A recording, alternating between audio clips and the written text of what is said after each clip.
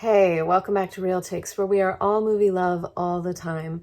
I'm Ann Stott, and today we are starting the way we always do by highlighting an organization I believe in that I'd love for people to support. And I want to talk about the Fine Arts Work Center, which is an organization near and dear to my heart here in Provincetown. It's actually in my neighborhood.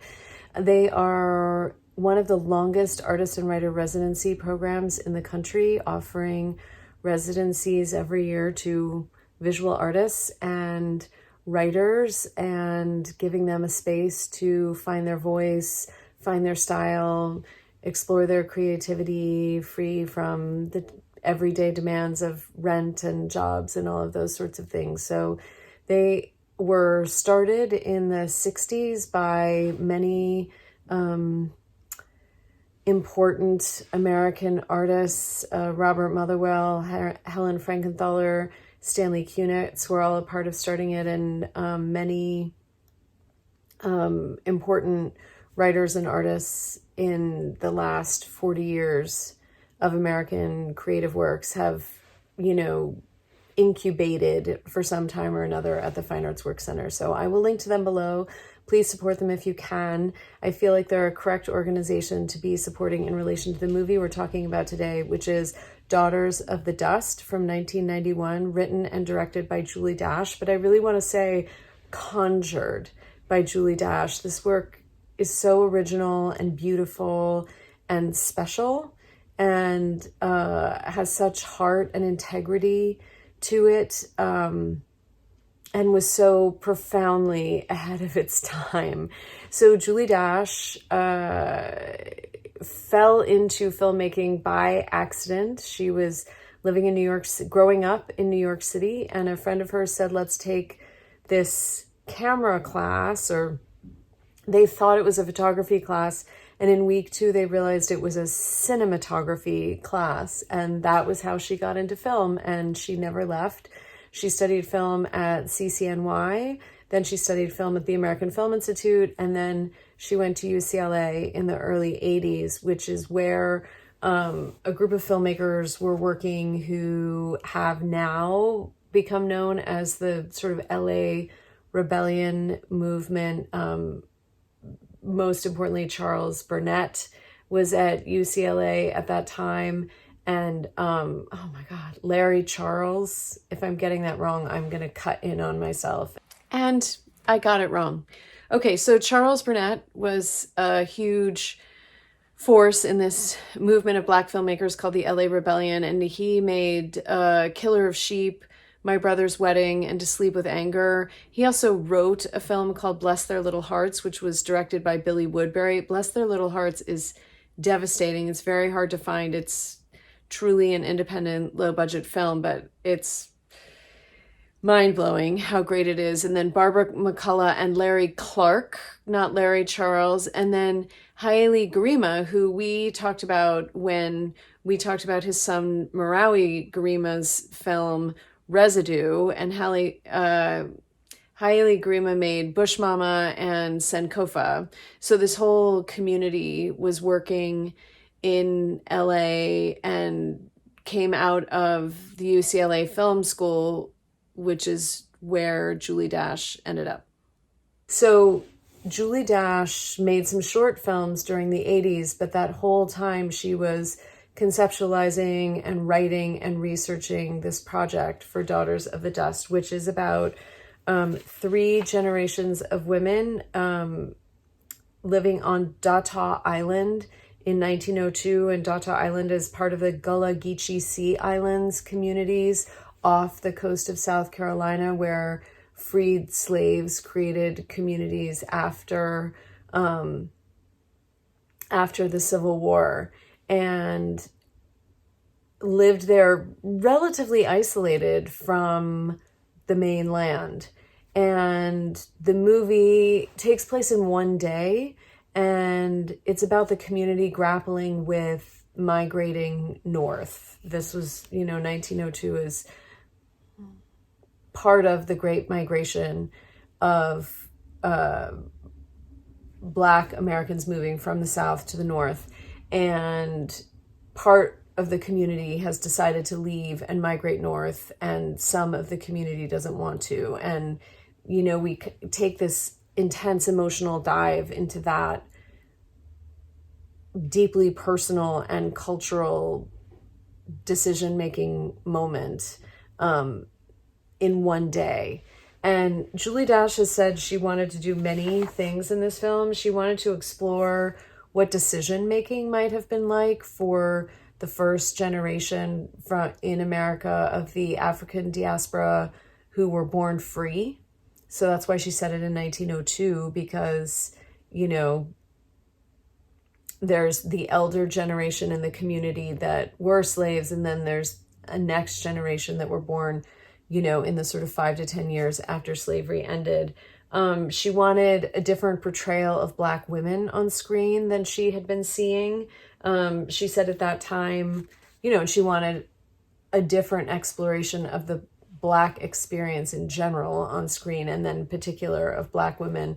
She said that at that time, the only films about the experiences of the African diaspora that were being made by Hollywood were either, you know, antebellum slavery stories or what she termed urban testosterone stories. So she wanted to hold a different space for Black women on screen. And she also wanted to work outside the traditional Euro-American storytelling structure of, like, once upon a time there were 3 little bears and da-da-da-da-da-da. And she really called on the African griot tradition, the sort of oral storytelling historian traditions. The griots in many West African cultures were the storytellers of the community. They were the lyricists of the community, and they were also the historians of the community. And through an oral tradition, they held the histories of the families in the community, and they could come and sit down and tell you your family's history going back for generations. And she wanted to kind of hold that more oral storytelling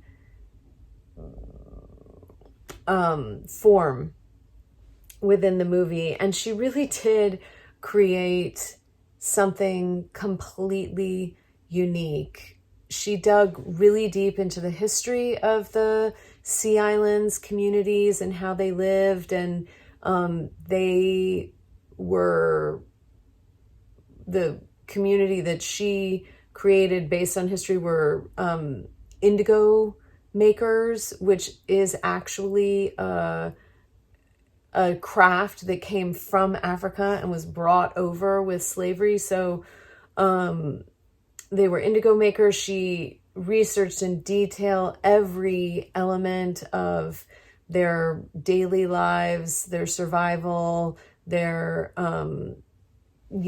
community structures, etc. And then she brought to that research this dreamlike kind of emotional, experiential sense of time and decision making. And we've talked about this idea before. It first came up when we talked about Mike Mills's work with beginners and 20th century women, and now Come On, that he tells his stories in linear time, but he's also interested in experiential time or emotional time. And this film doesn't really have, there is a core, very simple linear structure in terms of the fact that it happens in 24 hours and decisions are made, but really it's about how this moment of pressure, this moment of conflict is calling up memory and desire, and how those things all sort of swirl around us in these heightened moments of decision and conflict. And the movie's been called a tone poem, it's been called lyrical, it's been called a jewel, it's been called a dream memory, it's been called a meditation. The cinematography by Arthur Jaffa is stunning. It has beautiful acting by the great Coralie Day, Alva Rogers, Sherilyn Bruce, among many others. Is community cast. And it's interesting. So she, was working on this film, researching writing. And then she got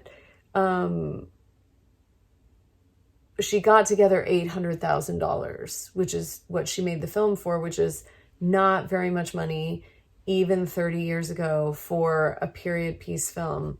And then she brought together this really talented team, including Arthur Jaffa, who did the cinematography, and then Carrie James Marshall was the production designer, who has gone on to be one of the most important artists working today in America, largely in portraiture, but not just in portraiture, and a whole other group of really talented artists to create this whole world. And, they spent months before the actual shooting, weaving baskets and finding fabric from the time to make the dresses. And, she realized that the dresses wouldn't really be from 1902. They'd probably be from 1885. And so they researched styles in 1885 and then made the dresses worn down so that, would look right for 1902. So just just love and integrity and creativity went into this film. And it premiered at Sundance, which was a huge thing for a first-time filmmaker making a film in such a small budget. And it won Best Cinematography at Sundance. And then it still took a year for it to get a distributor. And then when it was distributed, it was the first film directed by a Black woman in the United States to have a wide release. Wide release distribution in movie theaters in America. And she said that was a bittersweet moment, because on the one hand, she was surprised and proud. And on the other hand, she just felt like, how has this not happened before? So that was a huge achievement. And then she couldn't get another job, even with the unbelievable critical reception of the film and the fact that it did really well at the box office. It wasn't, a big blockbuster hit, but the places where it played for months. People would go back and see it over and over again. It made back its money, and she still couldn't get a job to make another feature film to be released in cinemas. And a lot of people also sort of didn't understand Daughters of the Dust. There were people that were upset that the women weren't dressed the way they were used to seeing slave women dressed. They were like, Black women wouldn't be wearing those dresses in 1902. Like, it's easy to forget, although I don't forget, like, how narrow the vision of what Black life was on screen was in 1991 for many Americans, and how radical it was to make a movie that rejected all of those barriers and just dug into one lived Black experience. But what's happened over the years is that the film has so much integrity. It's so beautifully made. People love it and have been so moved by it that it just has a life. It's just, Julie Dash has said that she's traveled all over the world with it, that it's been celebrated, in film festivals and talked about in film schools. And so even though it didn't get quite the attention that it deserved, and it didn't give her the career that it might have gotten a white man who makes a work as critically acclaimed and original as her work, it has had this very powerful life because of its influence and its originality.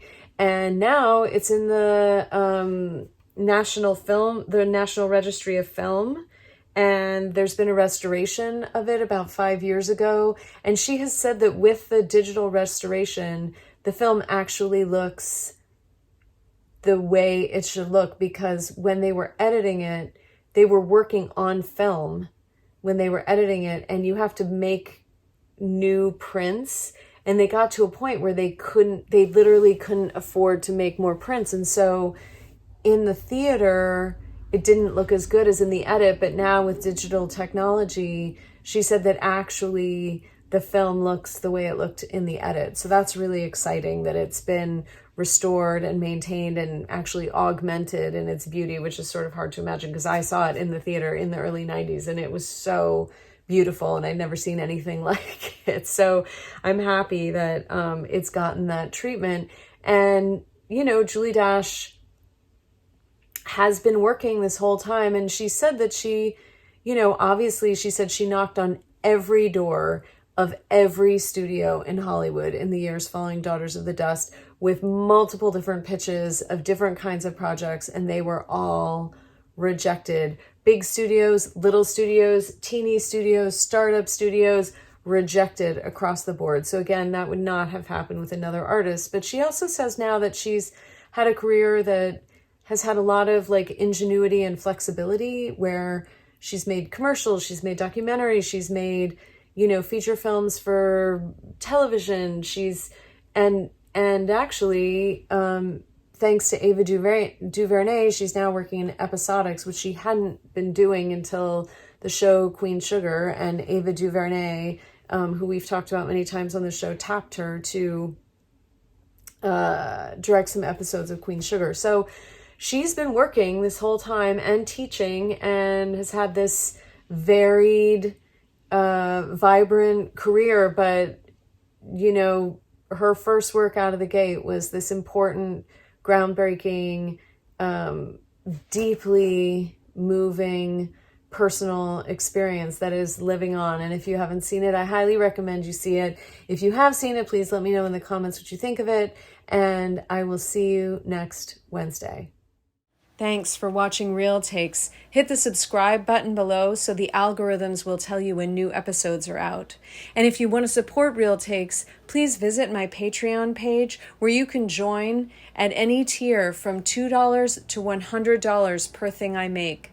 The $15 tier is specifically about supporting Real Takes, and you'll get behind the scenes information and be thanked in future videos.